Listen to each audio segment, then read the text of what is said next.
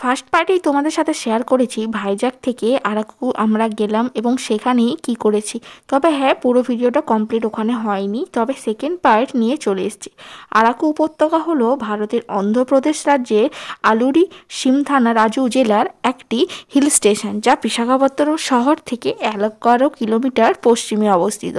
এটি পূর্বঘাটের একটি উপত্যকা যেখানে বিভিন্ন উপজাতি, প্রধানত আরাকু উপজাতির অধ্যুষিত মানুষজনরাই বসবাস করে থাকে। এবং সেখানে আমরা চলে গেছিলাম ত্রিবেল মিউজিয়ামে। সেখানে ওনাদেরই তৈরি বিভিন্ন রকম জিনিস এবং ওনাদের জীবনযাত্রার কিছু অংশ তুলে ধরা হয়েছে। সেটাই প্রধানত ত্রিবেল মিউজিয়াম নামে পরিচিত এবং কিছু জিনিসপত্র ওনারা ওখানে সেল করেন। এছাড়াও ওখানে একটা ধামসা নাচ হয়, যেটা ওনারাই করে থাকেন রোজ বিকেল 5টা থেকে সন্ধ্যে 7টা পর্যন্ত। এই ত্রিবেল মিউজিয়ামটা নিয়ে কিছু কথা বলতে গেলেই একটা কথাই মনে আসে যে এটা এতটাই সাজানো গোছানো এবং এতটাই মেনটেন্সের মধ্যে রয়েছে যে কি বলবো। তবে হ্যাঁ, এখানে এনাদের জীবনযাত্রা, কালচার, নানান ধরনের সামাজিক অনুষ্ঠান, এই রকম জিনিসপত্রগুলো এতটা পরিস্ফুটভাবে যে চোখের সামনে তুলে ধরা হয়েছে, সত্যি এটা একদম বলার ভাষা রাখছে না। তবে দেখে কতটা জাস্টিস করতে পারছেন আপনারা জানি না, তবে আমরা চোখের দেখা দেখে সত্যিই অনুভব করতে পারছি এত সুন্দর, এত নিখুঁত একটা মিউজিয়াম সত্যি না দেখলে চোখে দেখাই যেত না। ঠিক এই কারণেই হয়তো ভ্রমণ পিপাসু মানুষেরা নানা জায়গায় এক প্রান্ত থেকে এক প্রান্তে নানা রকমভাবে ঘুরে বেড়ানোর চেষ্টা করে, কারণ এক জায়গার কালচারের সাথে আরেক জায়গার কালচার সম্পূর্ণ আলাদা এবং এই রকম জিনিসপত্র ঘুরে ঘুরে ঘুরে দেখার যে অনুভূতি, সেটা সত্যি এক কথায় প্রকাশ করার মতো নয়। তবে হ্যাঁ, আগেই বলেছি আরাকুটা শুধুমাত্র ছোট্ট একটু জায়গা নয়, এটা বিশাল বড় একটা এরিয়া। তবে এখানে দেখার মতো বেশ কিছু জায়গা রয়েছে, কিন্তু আমাদের যেহেতু একটা দিনেরই প্ল্যান ছিল, সেহেতু এটা দেখেই আমাদেরকে ফিরতে হবে। তবে এখানকার যেই লোকাল ফুড, মানে এই যে বাম্বু চিকেন, বাম্বু বিরিয়ানিও রয়েছে। তবে এই বাম্বু চিকেন ট্রাই করবো না, সেটা কি করে হয়, যেহেতু একবার এই জায়গায় এসেছি, পরে কবে আসবো তা জানি না। তবে এখানকার এই লোকাল ফুডটা ট্রাই করার ভীষণ ইচ্ছা ছিল মনে মনে, সেই জন্য আমরা সবাই চলে গেলাম। একটা বাম্বুই নিয়েছিলাম জাস্ট আমরা টেস্ট করবো বলে। চোখের সামনে বেশ এই ধোঁয়া ওঠা শীতের আবহাওয়ায় জিনিসটা দেখতে যতটা সুন্দর, হয়তো টেস্টটাও ঠিক ততটাই হবে।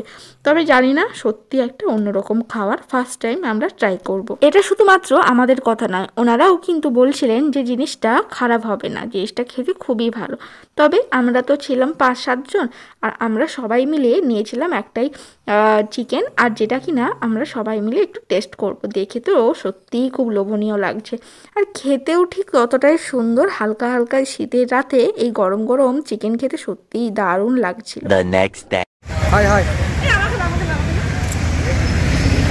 আমরা যে বিচ সাইড যাচ্ছি আর আমরা আজকে শাড়ি পরেছি সবাই, তো চলো, খুব দেরি হয়ে গেছে, চলো।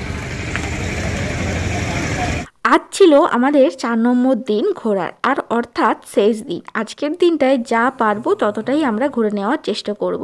সেই জন্য এই সমুদ্র সৈকতে একটু শাড়ি পরবো এই আশা নিয়েই আমরা সবাই কিন্তু রেডি হয়ে গেছি। তবে পেট পুজোটাও তো খুব কিন্তু দরকার, তাই জন্য আমরা চলে এসেছিলাম সেই দোকানে, যেই দোকানটাতে ঠিক আমরা আগের দিনও এসেছিলাম, খুবই ফেমাস, যেটা আমাদের ড্রাইভার দাদাই কিন্তু সাজেস্ট করেছে। তবে খাবার দাবার এতটা ফ্রেশ, এতটা লোভনীয়, সত্যি আমাদের এক্সপেকটেশনের বাইরে ছিল। খাওয়া দাওয়া সেরে আমরা কিন্তু রওনা দিলাম নতুন একটা জায়গায় যাওয়ার জন্য। রাস্তায় যেতে যেতে একটা স্টেডিয়াম আমাদের চোখে পড়েছিল, মানে আমরা তো জানি না, তবে হ্যাঁ, ড্রাইভার দাদাই আমাদেরকে দেখাচ্ছিলেন যে এটাই সেই এখানকার সেই ফেমাস এবং বড় একটা স্টেডিয়াম, যেটা দেখে ভীষণ ভালো লাগছিল। এবং বাড়িতে তো আমাদের অনেকেই ছিলেন যার সাথে আমরা গেছিলাম, তারাও কিন্তু বিশেষত ছেলেরা দেখে এটা এতটা আনন্দ পেয়েছিল যে কি বলবো। তবে হ্যাঁ, এত সামনে থেকে একটা স্টেডিয়াম দেখা, সত্যি এটা সত্যিই ভাগ্যের ব্যাপার। তো যাই হোক, আমরা আজকে প্রধানত একটু বিচ সাইডে ঘোরাঘুরি করব, মানে এই ভাইজ্যাকের আশেপাশেই আর কি থাকবো। আর তবে হ্যাঁ, আজকে 2-3টা জায়গায় যাব, দেখা যাক। আমরা তো আজকে সুন্দর করে তোমরা সবাই আমাদের রচনা বৌদির আমাদের যে ওই পেজ রয়েছে ওখানে যে ফলো করে দিও, সাবস্ক্রাইব করে দিও। বৌদি খুব কষ্ট করে খেটে এই ভিডিওগুলো বানায়, আমরা ঘুরতে এসেছি। বৌদির অক্লান্ত পরিশ্রমের ফল, বৌদির জন্য আজকে আমরা আসতে পেরেছি, কারণ তারা আমাদেরকে কন্টিনিউয়াস বলেছে বৌদির মন খারাপ হয়ে যাবে না আসলে, তোমরা একটু চলো প্লিজ। অতএব তোমাদেরও কর্তব্য বৌদিকে ফলো করা। সুগন্ধ একটা হাই বলে দাও, একটু মুখটা তো দেখাও বাস। হ্যাঁ এইটাই ঠিক আছে। So guys and welcome back to my channel রাকাই ব্লগ। আর আজকে চলে এসেছি একটা ব্লগ নিয়ে। আজকে আমাদের ডে নাম্বার 3 আর এখন আছি আমরা সমুদ্র পাড়ে। আর হ্যাঁ এখন আমরা এসেছি ভাইজাকে সমুদ্র পাড়ে, বাট প্রচন্ড রোদ উঠেছে আর খুব ভালো ভিউ। তো চলো তোমরা এনজয় করো আর আমরাও এর পাশে এনজয় করতে থাকি। যদি কিছু ভালো লাগে থাকে তাহলে অবশ্যই কিন্তু লাইক শেয়ার অ্যান্ড সাবস্ক্রাইব করতে কিন্তু একদম ভুলো না। তো এইটা হলো আমার পিছনে পুরো সমুদ্র। আর আজকে আমরা শাড়ি পরেছি। আর চলো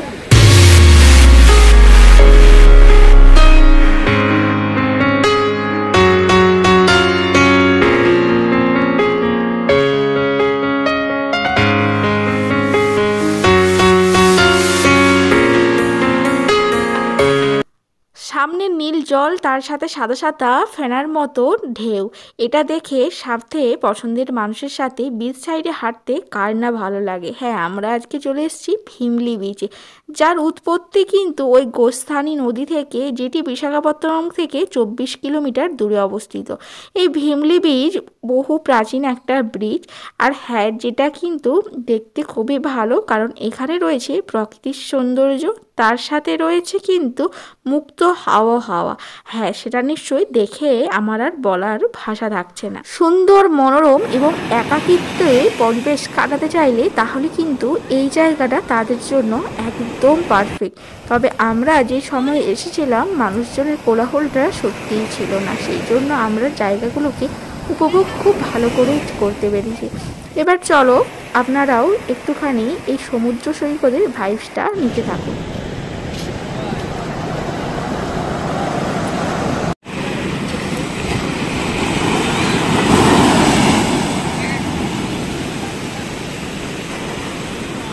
ভীমলি বিচে বেশ কিছুক্ষণ সময় কাটিয়ে আবারও আমরা গাড়ি থেকে চলে গেলাম আরেকটা জায়গায়, যেখানে প্রচুর পরিমাণে রয়েছে নারকেল গাছ।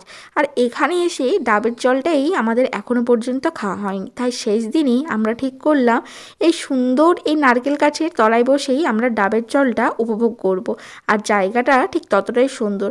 আমরা কিন্তু এই ভীমলি বিচের সাইডেই রয়েছি, তবে এই জায়গাটায় কোকোনাট বিচ নামেও পরিচিত, যেখানে রয়েছে অসংখ্য নারকেল গাছ, আর যেটা একটা ফটোজেনিক প্লেসও বলতে পারো। ওপর থেকে সূর্য মামার কঠোর তাপ আর সাইড থেকে সমুদ্রের হাওয়া, যেটা খেতে খেতে ভাবলাম চলো ডাবের জলটা খেয়ে নেওয়া যাক। তবে এখানের দামটা আমাদের এখানকার তুলনায় অনেকটাই কিন্তু কম, তবে একসাথে কতই বার খেতে পারবো, তাই না? ভাইজাকের ফেমাস কিন্তু ডাব খাচ্ছি আর সমুদ্র বিচ পিছনেই। আর কি মানে কি বলবো, তো চলো ডাবটা খেয়ে নিই।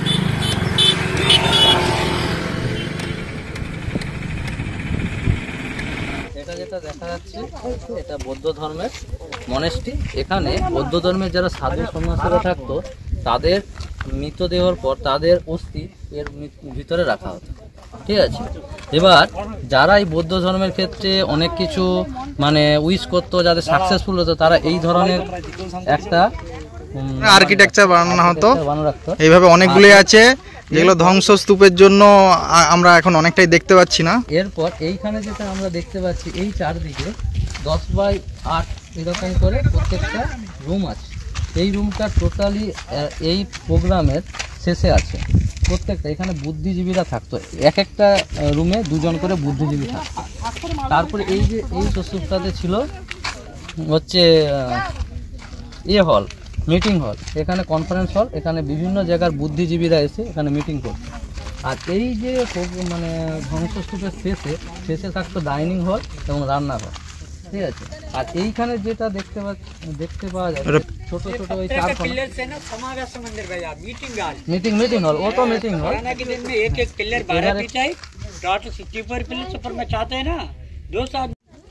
এই মন্দিরে প্রার্থনা করা হতো। আর এইগুলো হচ্ছে রুম। এইখানে যেসব বুদ্ধিজীবীরা আসতো প্রত্যেকটার জন্য আলাদা আলাদা রুম থাকতো। এই রুমে এক একটা রুমে 2 জন করে থাকতো। যে বুদ্ধ ধর্মের যে মনেস্ট্রির সঙ্গে এইখানে যে বুদ্ধ ধর্মের যে প্রচুর কালচার হতো তার এইটা শেষে থাকতো।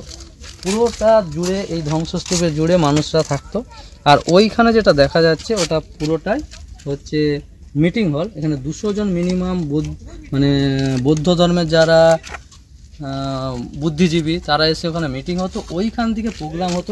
যারা বৌদ্ধ ধর্মাবলী এবং যারা বৌদ্ধ ধর্মটাকে প্রচার করে সেই সব নান এখানে আসতো। এখানে এসে এখান থেকে বিভিন্ন ওই সাউথ ইন্ডিয়ান কে মানে যেত, এবং সাউথ ইন্ডিয়ানের যে বিভিন্ন যে বৌদ্ধ ধর্মের প্রচারক এবং জায়গা আছে, মঠ আছে, সেই সব মঠে এরা যেত এবং ধর্ম প্রচার করতো।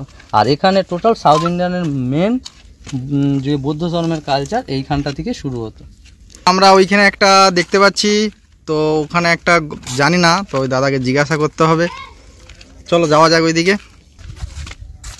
এইখানটাতে কি হতো, বৌদ্ধ ধর্মের যে নান, এখানকার যে মঙ্ক বা নানের যে মেন অধিষ্ঠিত, সেখানে বসে এখানে বিভিন্ন আলোচনা হতো যে কিভাবে এই ধর্মটাকে আরো বেশি দূর নিয়ে যাওয়া যায় এবং এই ধর্মটাকে সাউথ ইন্ডিয়ানে প্রচার করা যায়। শুধু দক্ষিণ ভারত নয়, সারা ভারতবর্ষে কিভাবে সম্প্রচারণ করা হয় সেই উদ্দেশ্যে এখানে নানা রকম ধর্মীয় বিচার সভার আয়োজন করা হতো। ছোট এটাও এই ধরনের অনুষ্ঠান হলই বলা যেতে পারে। এই ছোট ছোট প্রোগ্রামগুলো এই সব জায়গায় হতো। আর যখন বড় প্রোগ্রাম হতো, এই যে দেখতে পাচ্ছেন আপনারা, আসুন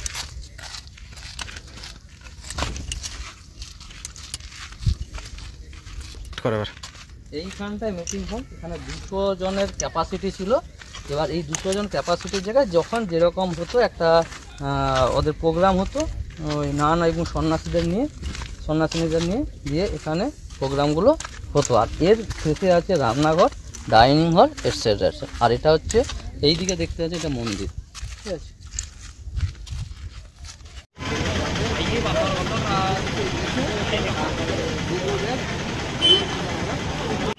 তো আমরা এখন রসিকুন্ডা ভিজে আছি, আর আমরা এখন যাচ্ছি, ড্রেস চেঞ্জ করে নিয়েছি, শাড়ি পরেছিলাম, শাড়ি থেকে এখন ড্রেস চেঞ্জ করে নিয়েছি। এখন আমরা যাচ্ছি একটু বিচ সাইডে, আর সবাই একটু স্নান টান করবে বলছে। তো চলো দেখা যাক। আমার স্নান করা হিসেবে দেখতে গেলে কালকে আমাদের বাড়ি ফেরার দিন, আর আজকে লাস্ট ডে। আর এখন আমরা লাঞ্চ করে নিয়েছি, এখন আমরা যাচ্ছি বিচের সাইডে স্নান করতে। তো আমার একটু ইচ্ছা আছে পা ভেজানো, আর ওরা সব একটু স্নান টান করবে। তো চলো। রসিকুন্ডা বিচ হলো সমুদ্র সৈকতের ভারতের অন্ধ্রপ্রদেশে বিশাখাপত্তনমের বঙ্গোপসাগরের তীরে অবস্থিত একটি সমুদ্র সৈকত। আর সেই সমুদ্র সৈকতেই আমরা এখন চলে এসেছি একটুখানি পা ভেজাতে। তবে হ্যাঁ, এটা সত্যি খুব একটা ভাগ্যের ব্যাপার। তবে দেখো, এখন যেহেতু দুপুরবেলায় আমাদের থেকেও অনেক মানুষজন এসেছে, এবং এই কিন্তু সমুদ্র বিচে অনেক রকম অ্যাক্টিভিটিসও করা যায়। তবে আমাদের আজ ইচ্ছে আছে অনেক রকম অ্যাক্টিভিটিস এখানে করার। हमारा नाम है आरके मीन्स रामकृष्णा। आपको वैजाग में कभी भी आएगा तो वहाँ पे ट्रेन पे चढ़ेगा तो मेरे को कॉल कर दीजिए। मेरा फ़ोन नंबर है 7337006100। My name is RK beach Ramakrishna. Okay, shortcut में आरके। आप जब भी आए हो तो हमको कॉल कर दीजिए। यहाँ से आपको पूरा लोकल ट्रिप दिखाएंगे, उसके बाद अर्कू दिखाएंगे, उसके बाद जो भी ये सब दिखाएंगे, अच्छा फूड आपको देंगे। और ब्रेकफास्ट लंच सब सस्ता में आपको कहाँ मिलेगा, कैसे मिलेगा, सब जगह हम लेके जाएंगे। आपको कोई टेंशन नहीं है, पैसा की भी टेंशन मत करो। यहाँ आसपास में किसी को पूछेगा तो एल्बम दिखाएगा, ऐसे ऐसे दिखाएगा, ज्यादा पैसा बोलेगा, एक बात करेगा, झगड़ा करेगा, ऐसा करेगा। ऐसा काम नहीं है। आपका साथ और 10 लोग हमको नहीं चाहिए, इसलिए आप अच्छे से टूर करके यहाँ से जाना चाहिए। ठीक है, आप अभी पूछ लीजिए, हम लोग बहुत लोग को लेके गया था, आप बंगाली लोग को और उड़ीसा लोग को, लेकिन आपको कम से कम उसका और हम लोग का बहुत फर्क रहेगा पैसे का। इसलिए आप मान लीजिए, जरूर हमारा वैजाग आने के बाद हमारा को कॉल कर दीजिए। हमारा नंबर है 7337006100 और एक नंबर है 9704361973। দাদা তো বলেই দিলেন, আর আমাদের খুব খুব খুব হেল্প হয়েছে এখানে এসে। আর তোমরা যারা প্ল্যান করছো ভাইজাগ আসবে, অবশ্যই কিন্তু দাদার সাথে যোগাযোগ করো। দাদা তো ডিটেলস সবকিছু বলে দিল। আর চলো আমরা এবার এনজয় করি। দাদা খুবই হেল্পফুল, আর সেজন্য আমরা যে বোট রাইডিং করবো, আর দাদার জন্য আমরা পার হেড 250 টাকা করে হচ্ছিল। তো আমরা কিন্তু একটা টিকিট ফ্রিতে পেয়েছি। তো তোমরা কিন্তু এই অফারটা, মানে এই ডিসকাউন্টটা যদি পেতে চাও, তাহলে কিন্তু অবশ্যই দাদার সাথে যোগাযোগ করো। তাহলে তোমরাও কিন্তু আমাদের মতো এই অফারটা কিন্তু পাবে। আর বাস, তারপরে আর কি, ঘোরাটা তোমাদেরও খুব খুব খুব ভালো হবে আমাদের মতো। आपको हमारा DFC साहब के रेटू है, आपको अच्छे से दिखाएंगे, कोई फ्रॉड नहीं करेगा। क्योंकि डिपार्टमेंट की तरफ से हमारा मतलब रिश्तेदार होता है, उसके हिसाब से हम बात किया था। यहाँ पर सबको 250 रुपये लेते हैं, 250 लेते हैं टिकट को, लेकिन हमने बात किया, उसको आइडेंटिटी कार्ड दिखाया हमारा, उसने 1 टिकट का फ्री दिया है, 6 टिकट्स का 1 टिकट फ्री। उसमें क्या है आपको पूरा यहाँ 2+4 उसका पीछे लिखा होता है। अभी 6 टिकट दिया है ना, इसका पीछे लिखा हुआ है 4+2। आप लोग अलग अलग मतलब 2-2 आएगा तो आराम से जा सकते हैं, 6 लोग, कैसे भी 3 लोग जाएंगे तो आपका मर्जी, लेकिन डिस्काउंट तो मिलेगा हमारा। ठीक है, हमारा ये ऐसे छोटा छोटा बहुत जगह करेंगे आपको आराम से। ये नंबर को 733-700-6100 को कॉल कर दीजिए, हमको मीट कर दिए। आप आने से पहले 5 फोन करेंगे तो हम स्टेशन में आपको रिसीव करेंगे, रिसीव करके अच्छे से रिसोर्ट दिखाएंगे, आपको लेके जाएंगे, वैसे अर्कू में भी लेके जाएंगे। All the best. প্রথম দিন থেকেই আমরা 6 জন এসেছিলাম ভাইজাকে। হ্যাঁ, যারা আমরা এর আগের ট্যুরটাও সবাই মিলে কমপ্লিট করেছিলাম, সেই ব্যাচটাতেই আমরা এসেছিলাম। প্রথম দিন থেকেই আমাদের এই অ্যাক্টিভিটিসটা করার ভীষণ ইচ্ছে ছিল, কিন্তু ফাইনালি আজ লাস্ট ডেটে এসে আমরা কিন্তু এর একটা টিকিট সংগ্রহ করে ফেলেছি। আর ফাইনালি মনে অনেকটা ভয় এবং আনন্দ নিয়ে আমি কিন্তু এই রাইডটা কমপ্লিটও করে ফেলেছি। সত্যি কথা বলতে এই অনুভূতিটা আমার তো খুবই ভালো লেগেছে। তবে হ্যাঁ, এই অভিজ্ঞতা যেন সত্যি কখনো ভোলার নয়। আমি প্রথমে প্রচণ্ড ভয় পাচ্ছিলাম, তবে জানি না এটার ওপরে ওঠার পর থেকে না ভয় জিনিসটা আমার যেন আর লাগছে না। তবে জীবনে পাতায় আরও একটা অভিজ্ঞতা আমার যেন যুক্ত হয়ে গেল। তবে এখান থেকে এবার আমরা ফিরে যাব।